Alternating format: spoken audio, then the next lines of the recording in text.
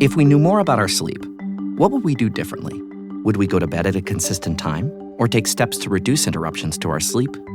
With Sleep Score, Apple Watch measures your bedtime consistency, interruptions, and sleep duration. Then, every morning it combines these factors into an easy-to-understand score from 1 to 100.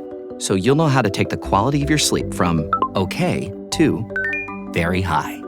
Know your sleep score with Apple Watch. iPhone 11 or later required. You survived the Miami weekend, nailed the speech, and maxed out your credit card in the name of friendship. Now you've got one hangover, 4 pastel dresses, and 0 reasons to wear them again. Sell them on Depop. Just snap a few photos, and we'll take care of the rest. And you at least get some of your dignity, money back. Someone on Depop wants what you've got. Start selling now. Depop, where taste recognizes taste. Struggling with weight loss? Prolon's 5-day fasting mimicking diet is a clinically developed nutrition program designed to promote fat loss while protecting lean body mass. Developed at USC's Longevity Institute, it assists the body in entering a fasting-like state that helps reset metabolism and target visceral fat. In just 5 days, Prolon offers a science-backed approach to weight loss without extreme restriction or guesswork. Get 15% off plus a $40 bonus gift when you subscribe at prolonlife.com/now. I've worked in both the conventional world now and the functional world, and I'm much more fulfilled in my career helping people get off of medication and seeing lifelong results that change rather than a Band-Aid for the rest of their lives. You hear more and more about all these weird symptoms, all these chronic conditions no one can figure out. Why is it that no one's figuring these out yet? There's money that goes behind published studies. Sometimes there are vested interests. Really? Ulterior motives. Imagine that. So what are some of the things that someone could do to just help improve drainage? Sauna has a myriad of benefits. So this helps to people to heal. Breathwork can be a huge detox for people too. I love binders as well. My favorite binders are the humic and fulvic acid binders. What were you taught that you now believe is just fundamentally wrong? I was taught, especially as a hospitalist, that if you have a problem, you can spot treat. Hey, I'm JJ Virgin, PhD dropout, sorry mom, turned 4-time New York Times bestselling author. As a certified nutrition specialist, fitness Hall of Famer, and globally recognized leader in health, I'm driven to keep asking the tough questions and use my podcast to simplify the science of health into actionable strategies that help you thrive. Want an ad-free experience? You can now subscribe to my exclusive VIP podcast at subscribetojj.com for just $4.99 a month or $49.99 a year. It's like your daily latte, but better for your health. I'd also love to hear your thoughts on the show. And here's the fun part. When you send me your review, I'll reply to you using my on-demand virtual me.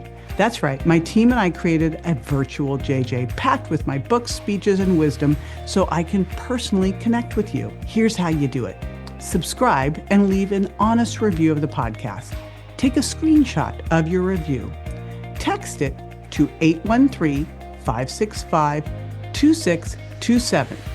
That's 813-565-2627.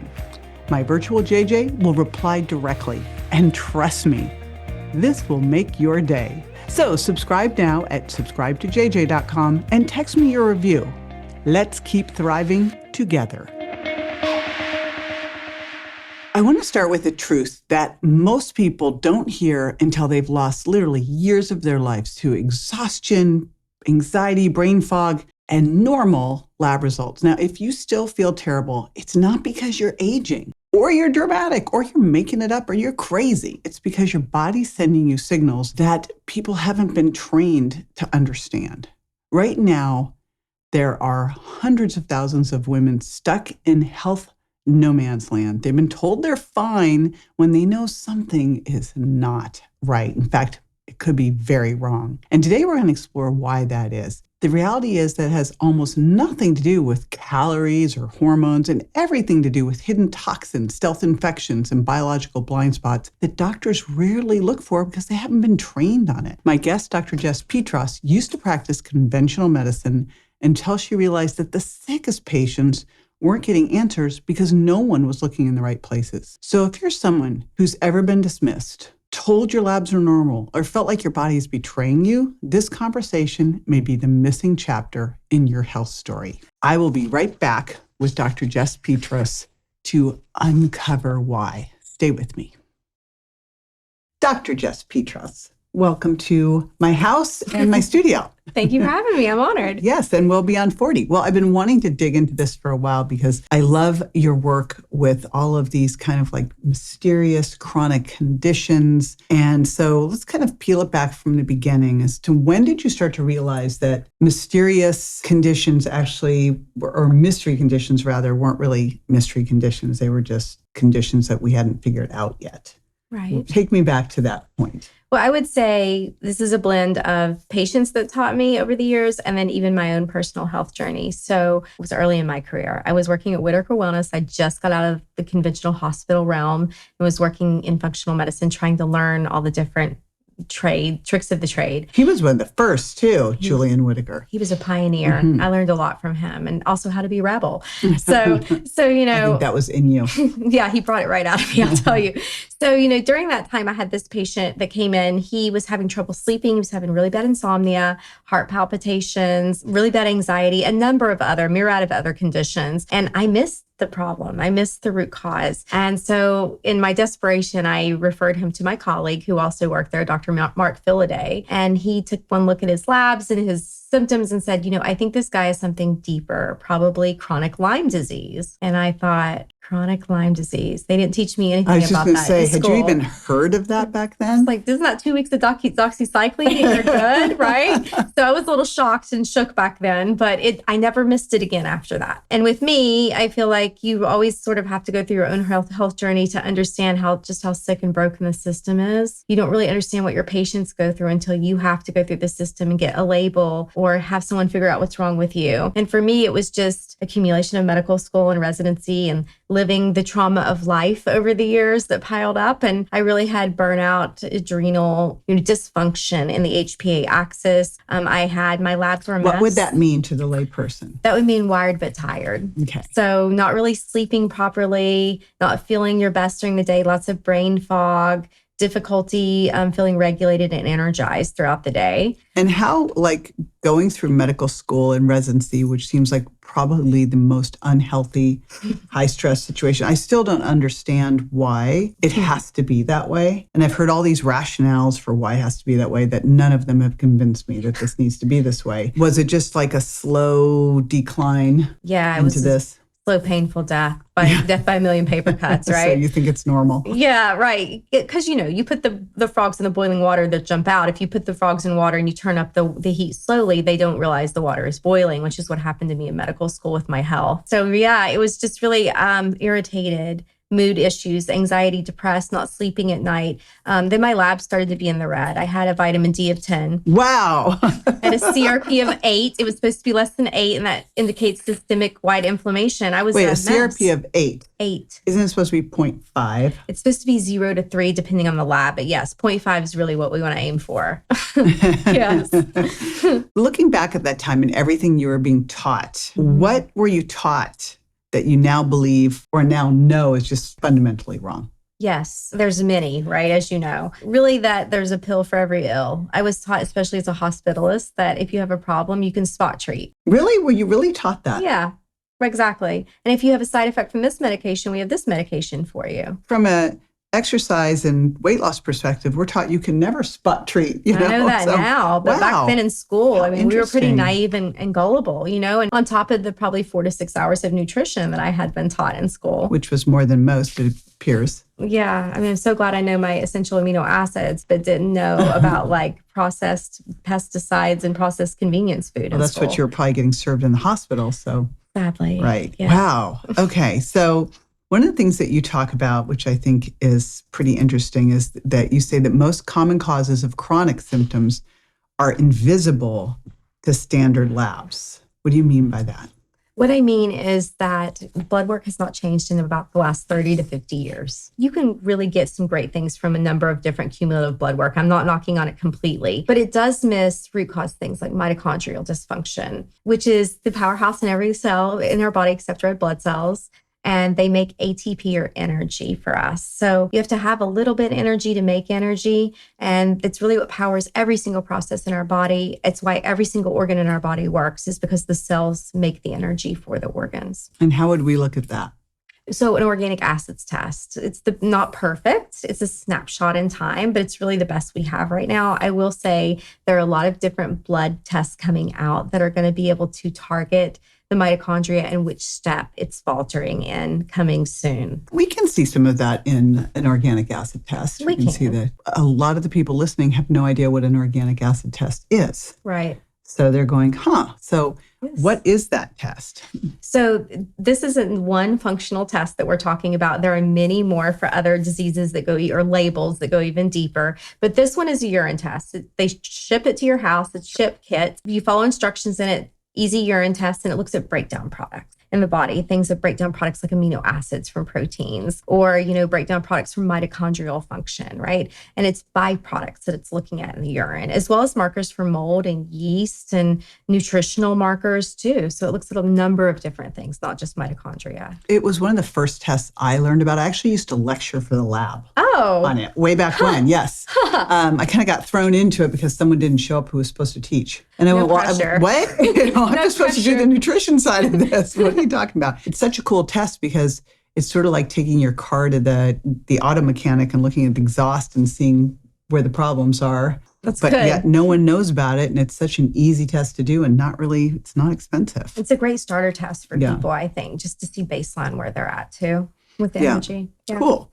Well, what do you think are some of the biggest drivers behind some of these unexplained symptoms, especially we're talking well beyond 40, so women 40 plus. What do you think? Well, again, use my own personal experience, and what I see in every single patient now in clinic is most people are in flight, fight, or freeze. And when that happens with the nervous system, it sounds very simple for me just to say off the cuff. But honestly, everything is released differently in the body, from the prosody of the voice, the size of the pupils, the immune responses, the way your body handles fuel metabolism is changed based on your autonomic nervous system. And most of us, especially in Western countries, are pushed into this fight or freeze where every hormone, neuropeptide, and neurotransmitter is released differently in the body. And there's just not a pill to fix that. You know, when they talk about the studies, they said we compared a stressed group and an unstressed group. I go, where'd you get the unstressed group? Where are they coming from? Seriously, different planet at this point. Yeah, it's really hard because it's just about everyone. It's the degree to which they're in it and how much it's affecting their physical health. So how would you know, right? Some blood work can tell. You could tell in my blood work when I was really stressed out. And what was it showing? So just a regular CBC, complete blood cell count. There's a marker called an MCV in there, mean corpuscular volume. Mine was 106, which is really high. We usually want it 95 and below. And this measures the size of the red blood cells. So they get bigger when you need B vitamins or there's a lot of stress in the body. That can tell you need B vitamins, which you burn through when you're stressed. I was just going to say, so when you're stressed, you're blowing through your B vitamins and then interesting. Yes. The other one is like a CRP that can show inflammation and stress as well. Homocysteine, which is another marker with a need for methylation and B vitamins that can show stress. And you want it less than 10. Mine was 13.5. I kept seeing people who had great diets and they had their triglycerides look great, but yet they're fasting blood sugars. Oh, yeah. And I was finally like, explain what happens there. So fasting blood sugars, when they start to get high for people, unfortunately, what I see is there's this cortisol liver connection. It's almost like the endocrine system is a stool with 4 legs. One leg is the liver, one leg is the adrenals with cortisol, one leg is the sex hormones, and one leg is the thyroid. If any of them are unscrewed, the whole stool is wobbly. So there's a connection with cortisol and liver. The liver tells the body to break down glycogen, these big packets of glucose, into small little mini packets of single glucose so you can sustain your blood sugar in between meals. So if the liver is stagnant, it's not working at peak performance, you're really going to have trouble with fasting blood sugars. And in general, if you're stressed out, in general, the cortisol can pull out the fasting blood sugars for people. And it's just really up and down for people. I've seen it too low. Yeah, I was going to say, it sounds like you'd also have a lot of too lows, but then you'd have a rebound that would overcorrect. Exactly. And then you'd really have trouble sleeping. Oh my gosh, because yes, absolutely. Anytime the blood sugar falls, cortisol spikes, wakes someone up in the middle of the night, which is, again, sometimes why people suffer from insomnia as well. Yeah. What other like drivers are you seeing besides the stress one, which again, I think is, I was talking to you before this started. I just looked at everything going on. I went, nope, I am shifting some things down. Like I think we all tend to do this pile on, pile on, pile on. I know it's how I deal with my house. I pile stuff on until things get like too messy, out of control. Then I go crazy and I clean the whole thing up instead of just keeping it just. I do that too, actually, yo-yo cleaning. So other drivers within the system, I would have to say, besides the fight or fight response, it's also stealth pathogens. So when you think about things like water damage in the house, most people don't think the place that they spend most of their time and breathe 80% of indoor air most of the time is causing them to be sick. I see that a lot. I see stealth pathogens like Epstein-Barr virus, parasites, SIBO or SIFO. These are big causes as well. And SIBO or SIFO stands for? Small intestinal bacterial overgrowth or small intestinal fungal overgrowth. We now know that mold and yeast can colonize the small intestines just like bacteria can and cause issues too. Another stealth hidden thing that causes people's health to tank and is hidden as things like dental issues. So, or, like root canals, infected root canals, mercury fillings are now becoming more widely known. But the challenge with mercury fillings is a lot of that's already been, like, I remember looking at one study they did with rabbits showing that the minute they got the fillings, they started releasing mercury and they started getting into their tissues. And by the time you realize this and take it out, you already have a big problem, I would assume. That's right, because mercury is not easy to get out of the body. It stays layered in the fascial tissues and in the lymphatic system. It doesn't stay in the bloodstream unless there's an acute toxicity that's happening. So yeah, it's very hard to get out of the tissues. So you have all of these things, which it feels like you hear more and more about all these weird symptoms, all these chronic conditions no one can figure out. Yes.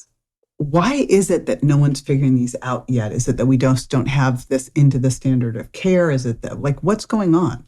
I often say, science is slow, logic is fast. And so, yes, there's about a 15-year lag behind published studies and it getting put into place in clinical practice and practicality for people. So that's part of it, is that the results just don't translate to doctors right away, sadly. The other thing is I think that there's money that goes behind published studies, and sometimes there are vested interests. Really? Ulterior motives. Imagine that.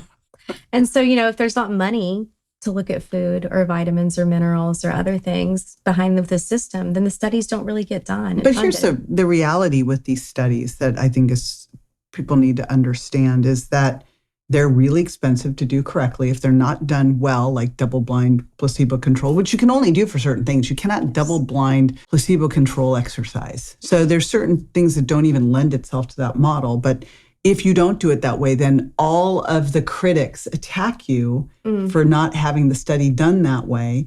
And the reality is with a lot of the things that you might be looking at, it's so expensive to do. And there's really no one behind it that would want to fund it. Correct. And it becomes, you hear the noise of like, oh, so-and-so funded that. It's like, well, okay, so the Beef Council funded the beef study. Someone needs to pay for it. So, it does come down to, it's really hard to get funding for a lot of these things. Yeah. And it seems like, to me, especially in the area of like environmental toxins or mystery illnesses, the physicians who've gotten to be really great at it are people whose family member or they got it. And a lot of times you don't even see much in a blood test. Yeah, the blood tests only get you so far. They're like the first step.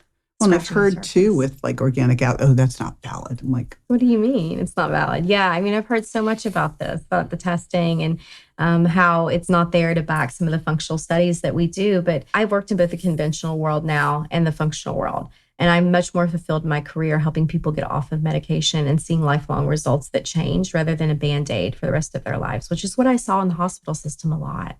Well, I think there's two different, like thinking back to when my son was in the hospital, like they saved his life. The things that they were able to do was a kid who was basically dead on the pavement and pull him back and so, fix his torn aorta, get the pressure off his brain. It's like miraculous.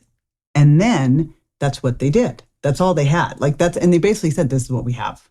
Yep. Now, so I don't know why there's a divide between all this stuff. We need all of it. Like, I think emergency medicine's amazing, but it's not amazing for chronic conditions. Correct. I just think one of the big issues that's just not being talked about are all the environmental toxins. toxins. Yes, I agree. It's a shame. I think people see and they think, oh, there's such a tiny parts per million here. Let's say like my yoga pants have, these forever chemicals in them, but it's like 0.2 parts per million. Who cares? But what we aren't educated on with these toxins is they're fat soluble and they're forever chemicals, meaning they don't break down in the environment or in our bodies very well at all. And so it's a cumulative exposure over and over and over that adds up in the body because they're persistent. Your body is, I used to say it wasn't a bank account. Now I say it is a bank account and it's a chemistry lab and it's a history book. If I was going to have one tool in the house, it would be a sauna. Me too. We actually have 2 saunas. I love it. Because it's like,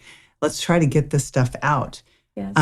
Because if you look at just the forever chemicals, the plastics, xenoestrogens, it's wild. And you're right, though. You made a really good point. You can sweat these out. I don't think everyone knows that you can sweat out some of these chemicals you just mentioned. I think the first part is, how would you know if you've got a toxic exposure? I know way back, like when we first started looking at all these things, just in the nutrition side of it, I would see people that were really reactive to food. We were like, why is that happening? It's not the food. They didn't all of a sudden start reacting to all these things. What's really going on here? And you can say stress, but it's like, okay, but what pushed it over? And then you look at, well, what's stressing this? And what I saw time and time again is that when people really start to get a big toxic burden, they start reacting to everything. Yes, it makes them like hypersensitive. It's almost like their liver, the biggest filter organ, is overburdened and their mast cells are just going crazy in their body. And a mast cell is? It's the first offender white blood cell. So it's the one that kind of raises the white flag and says, hey, there's a problem here. We see a foreign intruder, a toxic whatever. Release this noxious substance from our cell membrane. And that's 200 different chemicals, including things like histamine, trypsin, prostaglandins, which cause swelling, itching, redness, all the things that make us feel just not so sexy. And what would happen? How do you know if you've got something going on with your mast cells? Absolutely. So that's a great question because mast cells are all over the body. They can release histamine and these substances in different parts and different organs. So depending on where your histamine receptors are being pinged, you might have a different reaction than your neighbor who has a histamine problem. So if it's in the brain, it's things like brain fog, anxiety. If it's in the gut, it's bloating, sometimes loose stools or alternating stools. If it's on the skin, it's hives, swelling, dermatographia, eczema. If it's in the bladder, it's interstitial cystitis. If it's, out in the allergies or in the sinus cavities, it's things like itchy, runny eyes, sneezing. But how would you know? Because those could be other things too. So how does one know? Well, usually there's certain labels they'll give people, things like histamine or a mast cell activation syndrome, if you will. And this is a collection or constellation of symptoms that they usually meet 2 or 3 criteria before you get labeled with this. And sometimes, I'll be honest with you, JJ, it's really hard for doctors to diagnose. It gets mislabeled all the time with people because it's a catch-all for so many symptoms. So it's a kind of like you have to see when you're reacting and why you're reacting, and match it up with those symptoms. Is it right after you eat and you're having some sort of histamine response with bloating and brain fog? Is it, after you have an exposure on the skin and then you get hives all over and itchy skin? When is this happening? And sometimes that can be a clue for people too. What about toxic exposure? What would be some of the things that make someone start to go, Then, of course, they have to figure out what the toxic exposure is. But what are classic symptoms, or are there any? Yeah, of course. And it's really, people have to pay attention to their body because it's before you're going to get a label or ICD-11 code in the hospital. It's those symptoms beforehand where Gosh, insurance really messed everything up in forcing a label. They did. I have to say, because what happens is when you go into doctor, they can't find anything. Your labs are normal. You look good, even though you don't feel good or look well at all to your liking. And they'll say, come back. When watchful waiting, they call it. Come back when symptoms worsen or this happens or that happens and things worsen your condition so we can give you a label and then you're indicated for that drug. And that's how the system works. So for most people, they're not going to get a label for like brain fog, some maybe mild joint pains, feeling like you got hit by a bus in the morning, even though you felt like you slept the night before. But if you looked at your sleep, if you were really able to evaluate it, would it look like good sleep or not? Heck no. Okay. It's not deep sleep. If you have something to track it with, you're going to see that it's broken sleep at night. You're not getting enough REM or deep sleep. You're not rejuvenated in the morning. And if you feel that way, the results are probably going to show it on something like an Oura ring. These little questions that I try and spend time with to elicit from patients tell me a lot about if their body's in homeostasis or not. And if it's not, it's really just a matter of time before they get that label.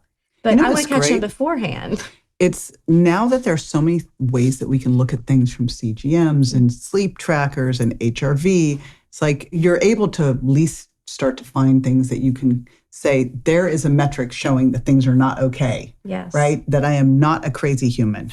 Yeah, absolutely. There are tons of things that can tell us that now. But like I said, it's logic, but it hasn't made into conventional medicine yet for people. I have a standard of care theory, and I feel sorry for the doctors stuck in that system because we all know they don't want to be there either. But I know I was brought in to bring nutrition into a practitioner training program, but they were trying to figure out how they were going to get it into the test and how the students would still pass their other medical boards and all I was like, wow.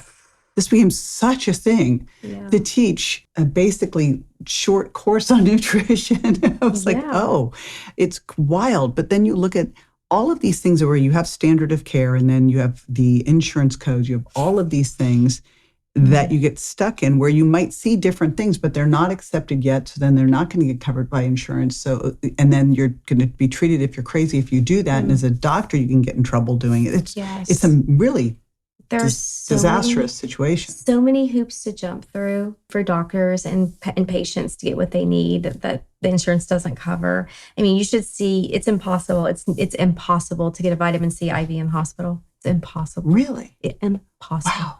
You can't. And it's not that expensive. No. So, I mean, I think a couple things. Like I really love what Dr. Mark Hyman's done with Function Health because, $500 a year for all that twice a year, actually 3 times because you do a double test the first time.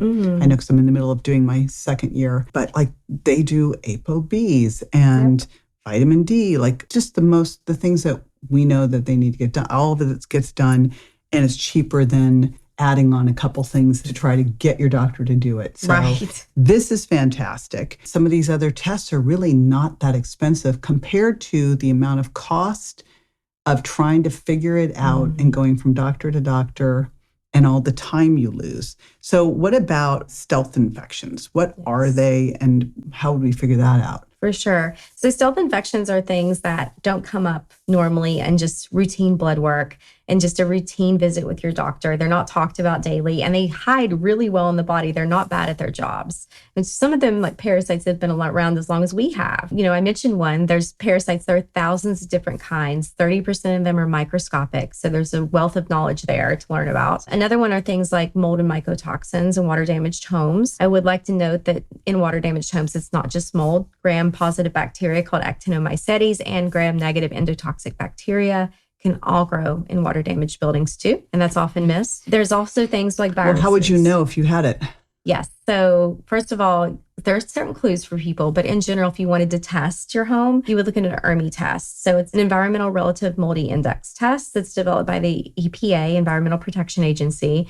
And it's a do-it-yourself at-home test that you swab and vacuum and send in. And I look at them every single day. So I've kind of got it standardized in my head at what you want to look for. And you can do it yourself. You don't need an expert to come in. What about the mold sniffing dogs? So I have recently got into this with my patients and I've had some good luck. I've really had good luck with it and I like it because there's sometimes you can get an ERMI test and it says, yes, your house is bad. There's stuff here, but you don't know where it is. I was just going to say, and what if you missed, like I'm looking at this, I did the dust test, that dust test. I'm like, what if I miss? And I mean, it was a lot of work too. It is a lot of work. And people get worried, maybe I vacuum or I clean too soon or it's not dusty enough. People have this question for me all the time. So there is some doubt there when you do it yourself. But the people you come and have it in your house, they are not all created equal. You have to be really careful and do your due diligence and vet everyone who comes in. But how do you even know what you're vetting for? Exactly. That's the thing. That's okay, so what about those dogs? The dogs. I like the dogs. I've had good luck with them with my patients. In fact, we've got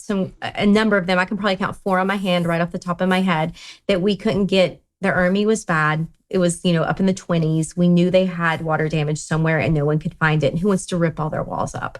Right. So the dogs came in and they absolutely found the areas. Amazing. So yeah, I've had good luck with that actually. I like it a lot. So when you're stuck, go get a mold sniffing dog for sure. Huh. Yeah. If you've ever blasted synth beats from your boombox or burned CDs for your besties, this one's for you. As people get older, much like their music tastes, their health needs change. AG1 is the simple daily health drink designed to deliver over 75 essential daily nutrients and pre- and probiotics to support energy, digestion, and mood, so you can make the most out of every decade and dance break.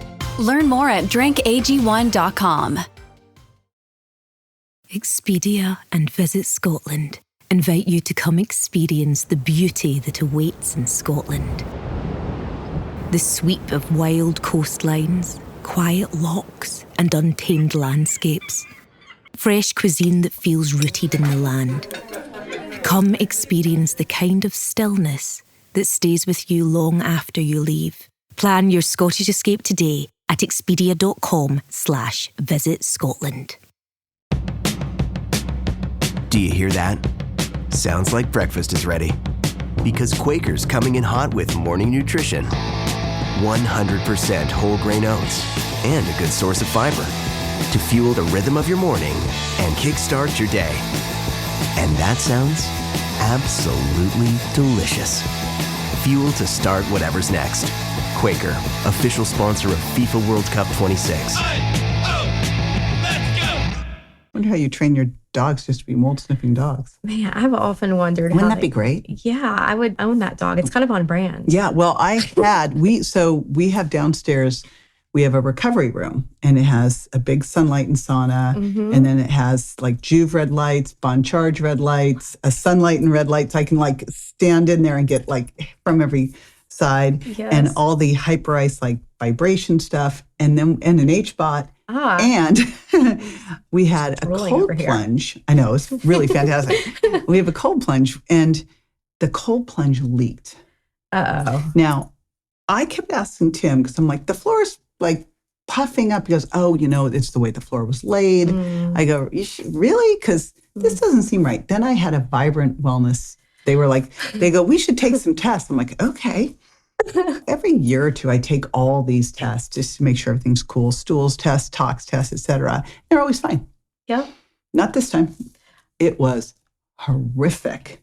And it was both my total tox test and my gut test, which to me shows, toxins to trash your gut. So I'm like, yes, they can. And sure enough, black mold.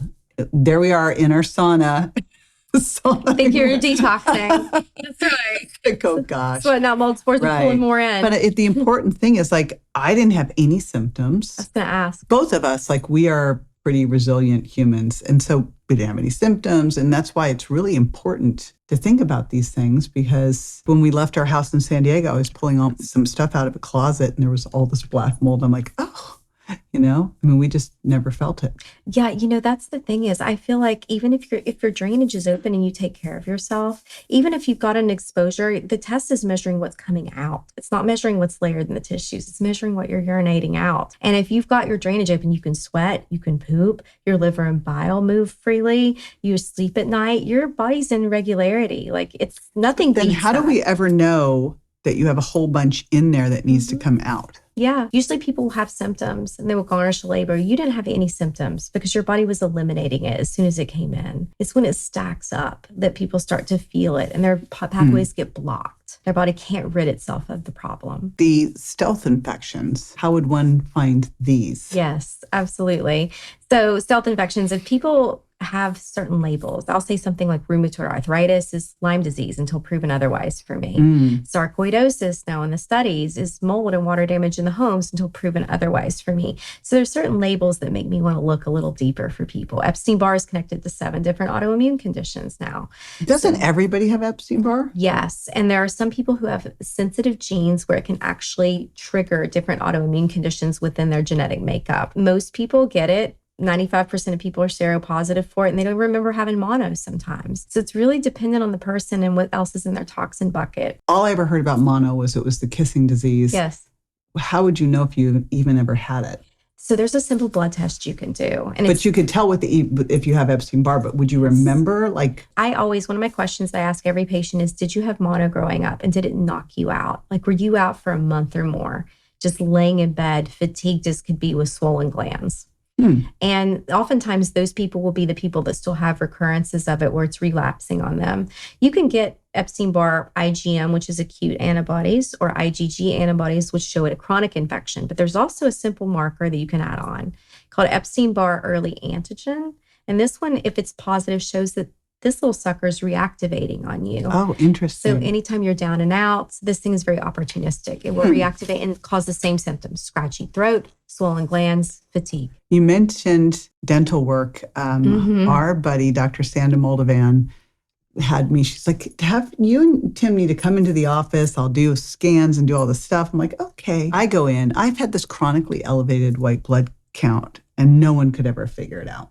I go in. She does a CT scan. She goes, cavitation. So let's talk dental and all that kind of stuff, because I think people don't think about that. Like I'd totally forgotten about the root canal I had. It was a traumatic experience. The guy left part of the root in. He yelled at me. He told me he was going to end up breaking my jaw if I didn't stay still. I was like, it was so awful that I just blocked it out of my mind until she said, have you had a root canal? I'm like, oh, yeah. Oh, yeah. They pulled that one out. Was it good or no? So she just dug in there and got... Okay, good. Yeah, but cavitations are an issue we have not talked about. People don't know what cavitations are. This is where most of us had our wisdom teeth removed, ripped out. I know I did in college. And I had a lot of impactions too. So this is the first place I've actually said out loud that I have an upper left cavitation I have to take care of as well. Oh. And it probably is draining some of my energy. Yes, Sanda, exactly. She's the best. So, this is where the place where the wisdom tooth was doesn't heal up properly and the gums don't heal up properly, especially someone who had a dry socket. This is the indication that you probably have a current cavitation if you had a dry socket. Oftentimes they'll give people like a little clove packet and tell you it's okay and it heals up, and it's really not. The body hasn't fully healed there, and there's like a simmering pocket of infection back where those wisdom teeth were. Yeah, and then your body can't get to it. And as you can see, was that the culprit for your high white blood cell count? It was. What could be other culprits for a high white blood cell count if someone had just one chronically elevated? But I mean, they were all trying to figure out what it was. And they're like, it's EBV. I'm like, that would be on my list for sure. On my differential diagnosis too is like something like a chronic stealth pathogen, like long COVID or Epstein-Barr. Something like Lyme disease or a co-infection could also do that. Can cause a high or low white blood cell count depending on the person. So definitely a stealth pathogen. Yeah. Your body's seeing something, right? Yeah, makes total sense. Yeah, I tested for all those. Nothing on anything. Although it was interesting when the whole COVID thing came and they tested for your antibodies. I had antibodies, nothing. And then when everybody else got COVID, I'm like taking care of them all. I'm like, you're protected with your antibodies somehow. Yeah. That's awesome. Well, even when I got it again, I wasn't even aware I had it. I just had a little sniffle. I was like, oh, I guess I should just check. I mean, that was the extent of it. It was like a sniffle. Yeah. So I also don't tend to get sick. Neither does my older son. Well, your body's got your soldier cells prompt and ready. You've already got a robust number to go after anything. So there you go. Yeah. Warrior. Right. Well, talking about okay, so you've got these infections. I know that you say order matters. Like when you hear about these infections and you hear about parasite cleanses and do these things, you just feel like you want to go out and just destroy everything, which no, that would be a no. So walk us through what you do. Early in my career, I made this mistake. And I used to just kind of go out and start... Scorched earth. Yeah, because, as a hospitalist, we just started antibiotics on anybody that came in and killed everything. What exactly is a hospitalist? So this is kind of the quarterback of the team in the hospital. The emergency department, whenever someone would come in, they would stabilize them in the ER, and then they would call me if they needed to be admitted. So if they couldn't discharge them from the ER, they came to me unless it was an acute emergent surgery. So I admitted everything from diabetic ketoacidosis to heart attacks to a foot ulcer, whatever you wanted.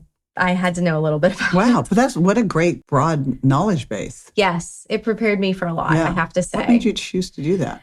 I had a really good doc on my team, as well as residents on my team in residency when I was an intern. I loved them. I loved all of them on the internal medicine team. And I think I had such a good month with everyone and learned so much in that environment. It made me want to choose that profession. Plus, out of internal medicine, you can do a bunch of different specialties, things like rheumatology, nephrology, cardiology. All these are different types of fellowships that you can do after internal medicine. So it's kind of like this broad base that you can jump and do niches from. So we know you don't scorch the earth with it. So what do you do? Yeah, that was early in my career. So now I've learned to be nice to my patients. If you want them to come back and like you, then you can treat their body a little bit better. So now I try and get them out of flight or fight. That's the hardest part of my job, to be honest with you. How do you do that? I do it with a combination of supplements and lifestyle changes. So I really like things like vagal nerve stimulators. I really love PEMF mats. I really love red light. And what is a vagal nerve stimulator for people who are like going, what the heck is that? Yes, I actually saw it when I've had a traumatic brain injury before and gone to a brain clinic. My mother went with me because she was stuck in fight or fight, and they gave us both these nerve stimulators. And I was hooked after that. There's different variations of them. Some come on the wrist. Some go around the neck and they vibrate right here on the carotid sheath where the vagus nerve is. Some go right on the sternum here where the vagus nerve runs. And it's like a soft vibration. You can change the setting to do what you want. But Does the Hep B do that? Oh, yes. It's similar to that as well. And okay. Apollo Health, the Pulsetto is another one. And it's great because for whatever reason, this soothing vibration calms the vagus nerve and puts it in the right tone, which controls how our body functions and how nerves function in the body. The vagus nerve connects from the back of the brain all the way down, connects to different organs all the way down to the small intestines. So kind of a catch-all for everything. I'll do that. And then I'll also use like liposomal GABA with L-theanine. I'll use high-dose minerals because the nerves need a potential or charge to fire, and that charge comes from minerals. So that regulates the nervous system. And I think we are classically having low mineral status because everyone's filtering their water. Yes. That was my take on it because I was like going, why am I getting leg cramps where I never used to? Yes. And I went, everything is filtered. You know what I noticed was that when I started putting reverse osmosis water into my dog's bowl, she refused to drink it. And she would drink tap water. Wow. Tap water, but not RO water. And I was like, what does that tell me here? My dog's maybe. I wonder if we need to mineralize her dog's water. Definitely take a note on that. I started doing that after that. I did. Learn something new every day. So yes, I start with the nervous system and regulating that with people, do my best to get them out of flight or fight, although you can't always be successful depending on someone's life and right then. Next, I open drainage, and that means everyone has these natural emunctories, the naturopathic doctors call them, or ways to release toxins. You guys poop because we release toxins. That's the whole purpose. And sweating helps cool us down. It also releases a ton of environmental toxins, as you mentioned earlier. The liver is one of our biggest filters besides the skin, helps to process everything out of our body with the kidneys. And so if these things are stagnant or not working at peak performance, people begin to collect toxins in their toxin bucket. And eventually when that toxin bucket begins to overflow, you garnish a label, unfortunately. And so I prep the body because if I start killing things off and then you can't poop or you can't sweat, gosh, you're going to feel like you have the flu. And then you're not going to want to talk to me anymore. So it's nice to make sure we don't recirculate those. Those are the 2 steps I take before we do any sort of killing or eradicating. And how do you know what you're killing off? Sometimes I'll test.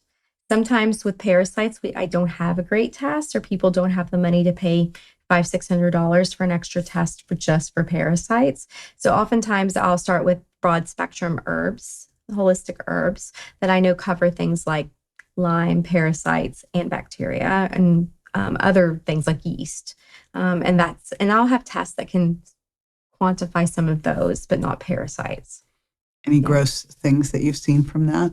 Oh, yeah, for sure. I've seen people pull worms out of their nose. I joke that no pictures, any other sexy pictures that you ever slide into my DMs, it's parasite poop pictures. That's so funny. That's it. That's all people send me.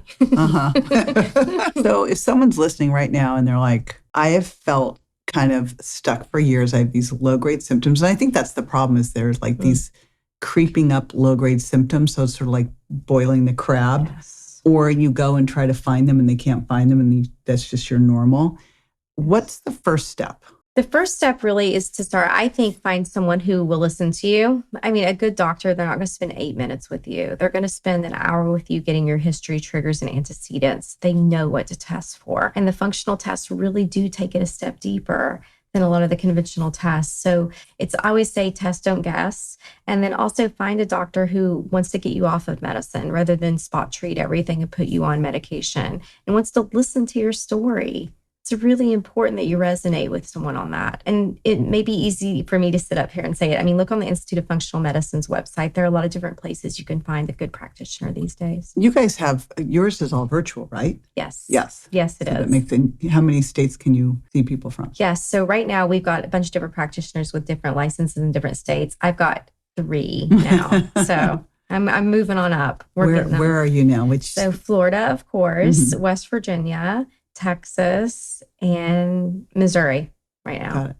Are you from West Virginia? I'm from. Oh, good memory. Good memory. Yeah. Well, you catch it every once in a while with some of the words you use. Yeah, I know. I tried so hard to get rid of that twang, and it never went away. Now, back to drainage, because I feel like that's something everybody can benefit from. Yes.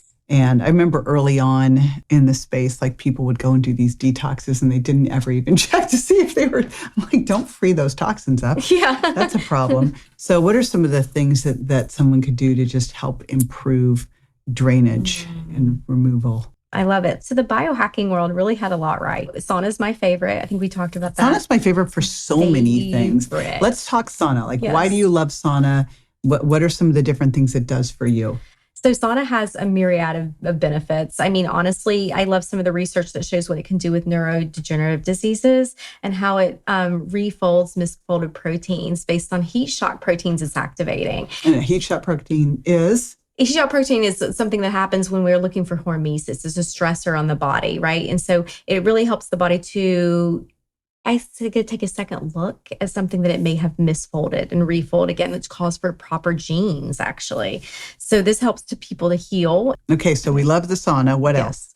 Sauna is a beautiful thing. I actually like just simple things too. Castor oil packs, dry brushing, breath work is huge. People always go, what is dry brushing? I go, it's a brush. You're dry, it's dry, you brush. Just brush. Just brush. And sometimes people tell me it hurts when you go on the shins and the calves.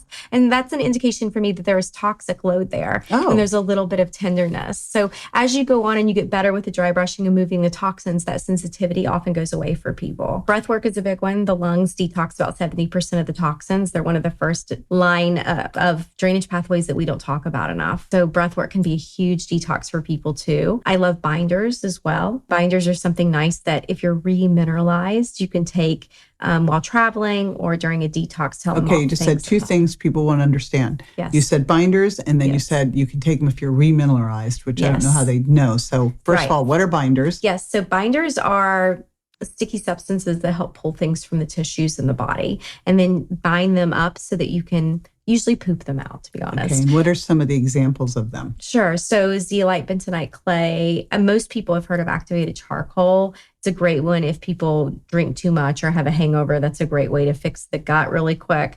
I wouldn't say fix the gut, but help the gut feel better. And then my favorite binders are the humic and fulvic acid binders. I've got downstairs, I've got a fulvic bath soak. Ooh. Yeah. Ooh, I like it. So I did it the other day, but what's it do? So yes, it can actually pull things from the tissues, from the skin. One of the things I do is if someone gets a tick bite, I do a binder poultice. So I had to open the fulvic and humic acid binders, mix them with distilled water, paint it on where the tick bite was, and it sucks the toxins, the actual bacteria toxins from the skin. You behave like a naturopathic doctor. Yes. Yes, I do. Disguised as a medical doctor. Yes, I do. You're right. I absolutely do. I actually have been told I'm more naturopathic than some naturopathic doctors. So, the binders are pretty amazing. I love them, but what you want to do is make sure you take them away from food and other supplements so you don't bind up the minerals that you're taking. And so that leads me to the next point about remineralization, because some binders, not fulvic and humic, that's why they're my favorite, but some of the clays, the charcoals, can actually bind up minerals in food from minerals from food that you've eaten. Mm-hmm. And so you want to be careful because obviously if you're stripped of minerals, your nervous system doesn't work properly. And then we have a whole other beast we have to deal with. Yeah. So make sure you've got your minerals, you've got your electrolytes. You're not sweating 5 days a week for 40 minutes at 150 degrees. I know, more is not more. That's right. That's right. It's moderation here. Yeah, binders are great as long as you're remineralized. You're taking the ones that don't bind minerals up. But they can be awesome for food poisoning, for acute illnesses, for, if you're doing a parasite mold cleanse, something like that, for binding up what you're killing off. Love it. Yeah. If someone was looking at their home and they're saying, first, I want to get a sauna, but what's one other thing that they could change in their home that they might not be thinking of that could make a big difference? Absolutely. I always look at what people are like burning in their house as far as candles go, what you're spraying as far as like cleaning household cleaners and laundry detergents and things like that.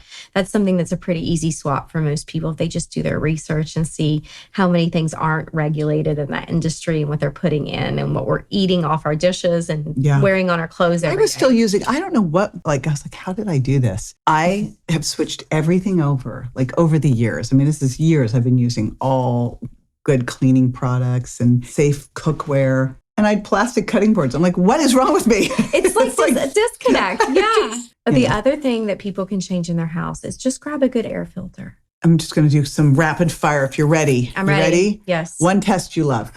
Ooh, the Total Tox Burden by Vibrant Labs. My favorite. I've got to redo mine. One test you think's overrated.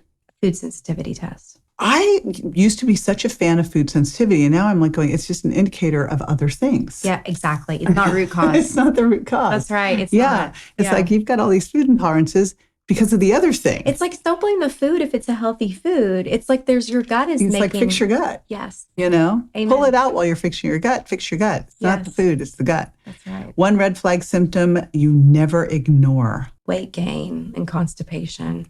I never ignore those two. It's a sign that future problems are coming. Fill this one in. Here's the blank line. Healing is mostly self-awareness. Now, I know you have a parasite checklist of some sort, I think, or an ebook, something you said you were going to give everybody. Yes. Walk me through what it is. Yes. So this is going to talk all about education on parasites. Let's do the ebook because it's much more robust. Okay. And it's multiple pages. It's going to describe crazy them. Pictures? Yeah, absolutely. We're going to get it for the pics. That's right. Just for the pics so you guys can compare what's in your poop. I know you want to do that. So yeah, there's the types, what they look like, what to look for, the symptomatology, my favorite test, how to get rid of them, all that kind of stuff. Because at some point, everyone's going to have parasites. I mean, they don't understand about borders. People tell me who live in the United States. Like parasites understand borders. You think we have a great food system here now? Yeah. Come on. Because I'm just eating food from my backyard. That's totally washed, although we're supposed to get the dirt. So, well, I will also link to your Instagram because you have a great IG presence. Do you have a podcast? I'm launching one actually. Right it's Dr. Jess Unfiltered. So I'm in the middle of recording right now. That will be great. Yes. Okay. So yes, we'll put all of that at jjvirgin.com/Dr. Jess. I so appreciate you making the trip across the bridge? Across the bay. That's right. No, thank you for having me. It was awesome. If you've been struggling with symptoms no one can explain, and you've maybe even started to think, gosh, is this just in my head? I hope today gave you something essential. Language for your experience. You're not broken and you're not being dramatic and you're not imagining it. Your body is wise. It communicates in symptoms. And the problem isn't you. It's that no one's really taught us how to listen. The truth is you don't need to be fixed. You need the obstacles, the healing removed. And that's hopeful because with the right lens and the right sequence, your body knows exactly what to do. So if this conversation resonated, if you saw yourself in these stories, I just encourage you. We talked about some things you could do just to get started. Just take one small step. Quite often, it's just that one little thing that can totally change the trajectory of your health and of your life. And as a reminder, I've put a bunch of great stuff at jjvirgin.com/Dr. Jess. Be sure, of course, to like and subscribe. I really love comments and ratings. It helps the show a lot. It helps me a lot. I'm always looking for how we can up level and what you loved about the show so I can do more of it. So thanks in advance for that, and I'll see you next time.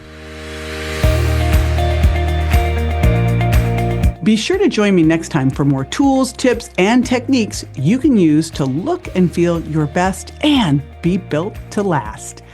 Would you prefer an ad-free experience? Join my VIP podcast at subscribetoJJ.com for just $4.99 a month or $49.99 a year to unlock uninterrupted ad-free access to all the episodes and insights you love. Also, I'd love to connect with you and hear your thoughts on the podcast. Here's how. First, subscribe to the podcast and leave an honest review. Second, take a screenshot of your review.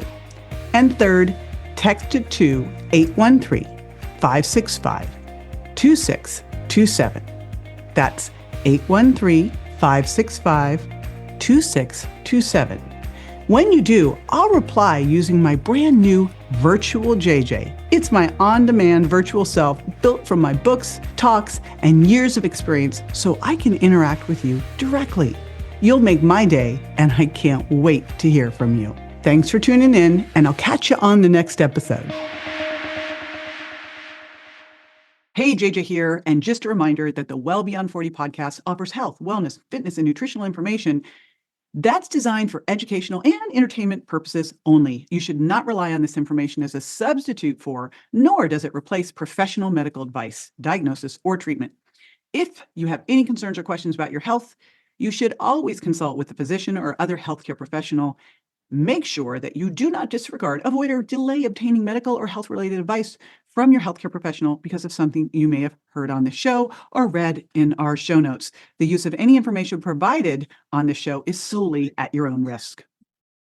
Did you know if your windows are bare, indoor temperatures can go up 20 degrees? Turn the temperature down with Blinds.com and get up to 50% off custom window treatments like solar roller shades and more during the Memorial Day mega sale. Whether you want to DIY it or have a pro handle everything, we've got you. Free samples, real design experts, and zero pressure. Just help when you need it. This is your last chance to shop up to 50% off site-wide during the Memorial Day mega sale at Blinds.com. Rules and restrictions apply.